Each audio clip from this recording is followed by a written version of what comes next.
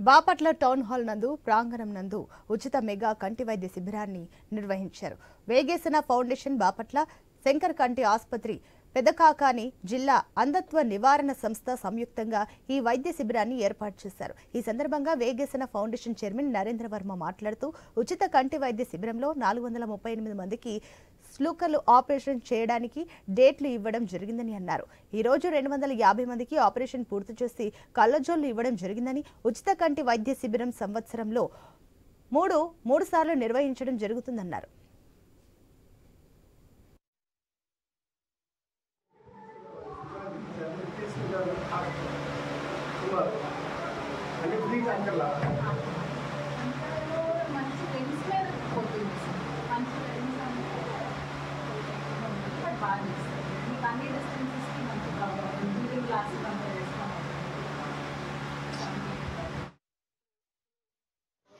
శంకర కంటి ఆసుపత్రి, పెదకాకాని గుంటూరు, వేగేశ్వర ఫౌండేషన్ బాపట్ల సంయుక్తంగా నిర్వహించిన ఉచిత కంటి శిబిరంలో 438 మంది ఆపరేషన్లు చేసుకోవటానికి, శుక్లాలు సంబంధించి ఆపరేషన్లు జరగటానికి సెలెక్ట్ అవ్వటం జరిగింది.